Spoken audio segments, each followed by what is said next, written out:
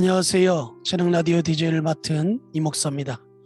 바쁜 일상을 보내시는 성도님들을 위해 오늘도 팬인가 제자인가라는 책 가지고 성도님들과 함께 하겠습니다. 자, 볼륨을 적당히 높여주시고 이제 시작합니다. 팬은 희생 없이 즐기기만 원한다. 전부가 걸었다가는 낭패를 당할 수 있으니 적당히 하다가 여차하면 몸을 빼자는 게 팬들의 생각이다. 팬은 상처를 받을 위험 없이 즐기기만 하기를 원한다. 팬은 희생 없이 챙기는 것만 챙겨 먹으려고 한다. 팬은 따라가지 않고 주춤거린다. 그렇다고 예수님과의 관계를 원하지 않는 건 아니다.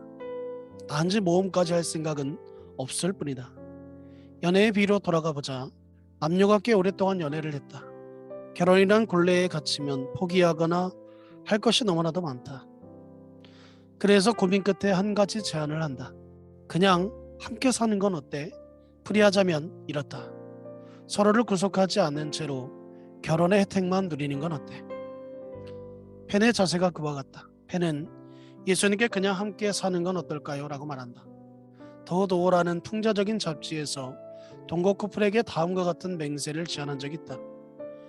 저는 당신 메리를 동거자로 삼아 성관계를 하고 생활비를 나누기로 맹세한다. 상황이 좋을 때는 겉에 있겠지만 상황이 나빠지면 어떻게 될지 나도 모른다. 당신이 감기에 걸리면 약국으로 달려가 약을 사오겠다. 하지만 당신이 쓸모없는 만큼 아프게 되면 나는 당신을 떠날 수밖에 없다. 특별히 문제가 생기지 않는 한 다른 많은 것을 포기하면서 당신에게 꽤 잘해주겠다. 혹시 우리 관계가 깨지더라도 당신이 내게 특별하지 않았던 건 아니다. 이 조건이 충족되는 한 당신과 함께 살기로 맹세한다. 팬은 예수님께 이런 싸구려 맹세를 남발한다. 상황이 좋고 당신이 계약 조건을 지키는 한 당신을 따르겠습니다. 팬은 혹시 자신에게 피해가 올까 두려워 예수님을 전심으로 따르지 못한다. 자신의 돈과 시간, 에너지를 전부 쏟을 생각까지는 없다. 값진 진주의 비유에서 일꾼이 보화를 발견한 뒤에 어떤 마음으로 자신의 전부를 팔았는지 아는가? 기뻐하며 돌아가서 자기의 소유를 다 팔아 그 밭을 사느니라. 보화를 위해 자신의 전부를 파는 내내 그는 기뻐 어쩔 줄 몰라 했다. 왜일까? 보화가 자신의 전 재산보다 더 값어치가 있었기 때문이다. 오늘 당신보다 더 좋은 것을 보지 못했습니다. 예수님의 나에 따라라는 말씀이 명령이 아니라 초대라는 사실을 잊지 말아야 한다. 예수님은 나를 따라오려거든이라고 말씀하신다. 그렇다면 예수님을 따를지는 바로 선택의 문제다. 사랑에 관한 기본 중 하나는 강요할 수 없다는 것이다. 한번 강요해보라. 그런 식으로는 절대 사랑을 얻을 수 없다. 팬이 예수님을 따르지 못하는 이유 중 하나는 스스로 선택을 내릴 기회가 없었기 때문이다. 어릴 적부터 부모의 강요로 억지로 교회에 나갔기 때문이다. 이런 팬은 강요로 떠밀려서 갔을 뿐 진정으로 억지로 교회에 나갔기 때문이다. 당신은 어떠한가? 당신도 기억도 나지 않는 갓난아이 때 부모의 품 안에서 유아 세례를 받았을 뿐 개인으로 예수님을 따라본 적이 있는가? 기독교 집안에서 태어나 못 모르고 교회에 다녔을 뿐 원해서 다닌 적은 없었는가? 엄마 아빠가 시켜서 억지로 성경을 읽었다는가? 심지어 어른이 되어서도 압박이 여전한가? 교회에 나가야 부모가 좋아하니까 어쩔 수 없이 나가는가? 줄곧 교회를 다녔다는 이유만으로 스스로를 그리스도인으로 여기는가? 가족과 친척들이 이목에 무서워서 교회에 다녔는가? 그렇다면 당신은 예수님과의 관계를 유지하기 위해 그분과의 관계를 억지로 참아낸 것이다. 예수님을 따르는지는 우리의 선택에 달렸다. 그리고 예수님은 그분이 원하시는 바를 우리가 제대로 알고 따라오기를 원하신다. 예수님은 우리의 전부를 원하신다. 교회 가면 하나님이 우리의 시간이나 돈이나 예배를 원하신다는 말을 종종 듣는다. 교회에서 왜 그런 말을 하는지 아는가? 하나님께서 우리의 시간이 필요해서가 아니다. 영원전부터 계셨던 분께 우리의 찰나와도 같은 시간이 필요할 리가 있겠는가? 하나님께 우리의 돈이 필요한 것도 아니다. 성경 우리가 예배하지 않아도 바위나 나무들이 찬양할 것이라고 말한다. 교회에서 그런 말을 하는 것은 필요로 하기 때문이 아니라 그분이 우리 자신을 원하시기 때문이다. 하나님의 관심 대상은 우리의 사랑이다. 우리가 열심히 그분을 쫓을 때 그분이 기뻐하신다. 세상의 그 무엇보다도 예수님을 사랑하는 마음을 품고 있으면 그에 맞는 외적인 증거가 나타날 수밖에 없다. 오래전 외국에서 사역하다가 미국 중서부에 있는 출가한 딸과 여생을 보내기 위해 귀국한 나이 지긋한 선교사님의 간증을 들은 적이 있다. 선교사는 캘리포니아 해안에서 도착하자마자 버스를 타고 딸의 집으로 가기로 시작했다. 전날 밤 버스는 라스베가스의 초행이었다. 일단 호텔에 체크인을 하고 그리고 산책을 나갔다. 자정이 가까운 시간인데도 거리는 대낮처럼 환했다. 시끌벅적한 음악 소리와 휘황찬란한 호텔들, 심지어 세상의 명차란 명차는 다 집합시킨 자동차쇼, 카지노에서 벌어지는 도박과 슬롯 머신에서 동전이 쏟아지는 소리, 유명 연예인들이 대거 출연하는 쇼, 온갖 신기한 술과 음식을 파는 식당들. 선교사는 한참을 돌아다니다가 숙소로 돌아왔다. 방에 들어온 선교사는 불을 켜지 않고 무릎을 꿇고 앉아 라스베가스의 거리를 내려다보았다. 그리고 잠시 후 아래 세상보다 더 찬란한 빛으로 가득한 하늘을 바라보며 기도를 올렸다. 하나님, 오늘 당신보다 더 좋은 것을 단 하나도 보지 못했습니다. 예수님을 사랑하고 열정적으로 쫓을 수밖에 없는 이유 중 하나는 그분이 먼저 우리를 지극히 사랑하셨기 때문이다. 사랑을 듬뿍 받았으니 감격하여 사랑할 수밖에 없다. 요한일서 4장 19절은 그리 말하고 있다. 우리가 사랑하면 그가 먼저 우리를 사랑하셨습니다. 미친 듯 사랑 이야기 중에도 최고의 하나님이 육신을 입고 이 땅에 오셔서 우리를 대신하여 돌아가셨다는 이야기다. 하나님이 먼저 우리를 쫓으셨다. 이 터무니없는 사랑을 알면 우리의 마음이 녹아내릴 수밖에 없다. 하나님이 먼저 사랑해 주셨기에 우리는 그분을 사랑한다. 다시 예수님에 대한 사랑을 고백하라.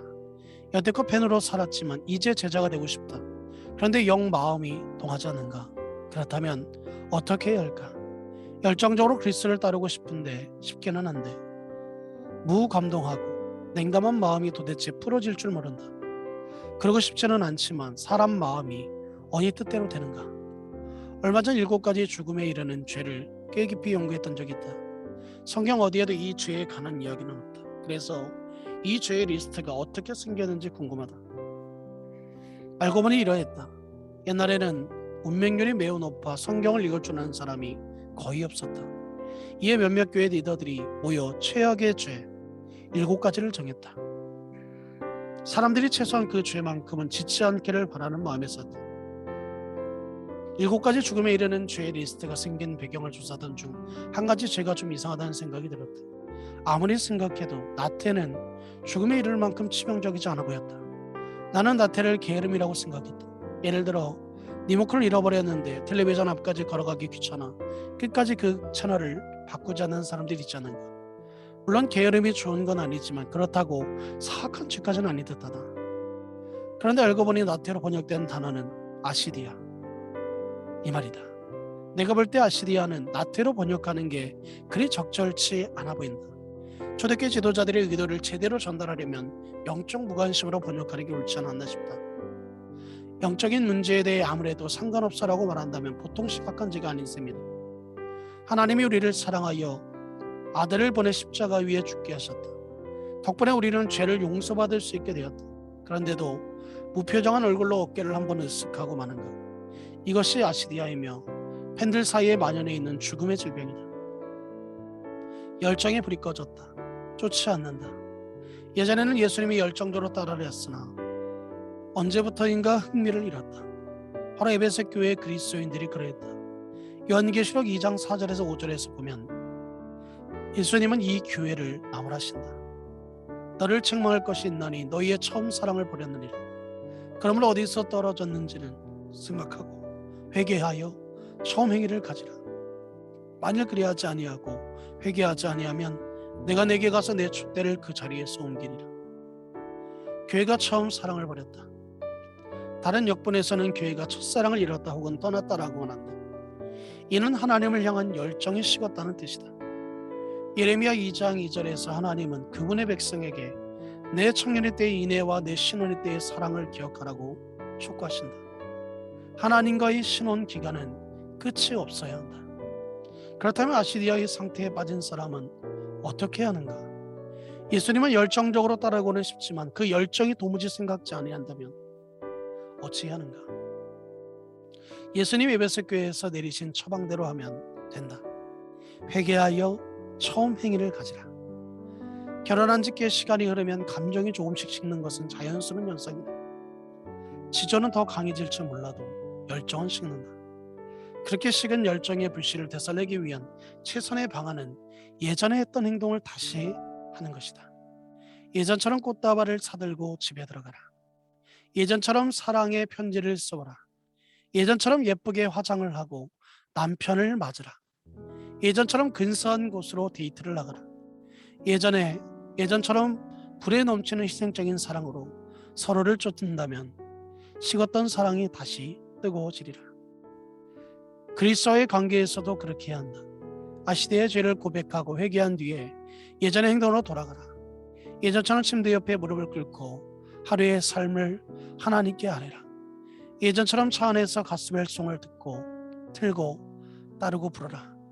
1년 넘게 처박아 두었던 성경책을 꺼내 읽고 하나님의 말씀을 묵상하라. 처음에는 하기 싫어도 자꾸만 하다 보면 희미했던 불씨가 되살아날 것이다. 이왕이면 이번 주일에는 아침 일찍 일어나 그리스도를 열정적으로 쫓는 제자들의 모임에 동참해보라. 필시 그들의 열정이 당신에게로 물마올 것이다. 하나님께 다시 사랑을 고백하고 나서 정열적으로 그분을 쫓으라. 다윗은 시편 63편 8절에서 이런 표현을 썼다. 나의 영혼이 주를 가까이 따르니니. 예수님이 제자에게 원하시는 열정적인 모습을 묘사하기 위해 연애관계의 비유를 사용하신 것은 누가복음 9장에서만이 아니다. 연애관계의 비유는 누가복음 신약에서 공공연하게 자주 등장한다. 왜 하나님은 부부 사이의 사랑을 비유로 사랑하셨을까? 왜 사용하셨을까? 남편과 아내의 사랑이 우리가 이해할 수 있는 가장 깊은 사랑이기 때문이 아닐까 싶다. 하지만 사실 하나님이 우리에게서 원하시는 관계는 그보다 훨씬 더 깊고도 풍성한 관계다. 예전에 고향으로 내려갔을 때 할머니와 함께 할아버지가 잠드신 묘지를 찾아간 적이 있다. 할아버지의 묘비 앞에는 할머니를 위한 자리를 마련되어 있었다. 이미 묘비에 할머니의 이름과 생일이 새겨져 있었다. 거기에 할머니의 길만 더하면 되었다. 할머니는 돌아갈 준비는 되었다고 말씀하셨다. 할아버지와 할머니는 60년 가까이 인생길을 함께 걸으셨다. 그래서 할머니는 할아버지를 몹시 그리워한다. 묘비 앞에서 할머니는 사무치게 어렵다고 하셨다. 지금도 밤에 자다가 할아버지의 자리 쪽으로 손을 뻗고 습관처럼 다른 방을 향해 할아버지를 부르곤 한다. 잠시 조용히 서 있다가 할머니가 입을 여셨다. 이젠 준비가 됐어. 본향에 가서 다음 말이 무엇인지는 뻔하다. 할머니는 평생 할아버지만 사랑하며 사셨다. 본향에 가서 내 할아버지를 만날 준비가 됐어. 아니다. 할머니는 대신 이렇게 말씀하셨다.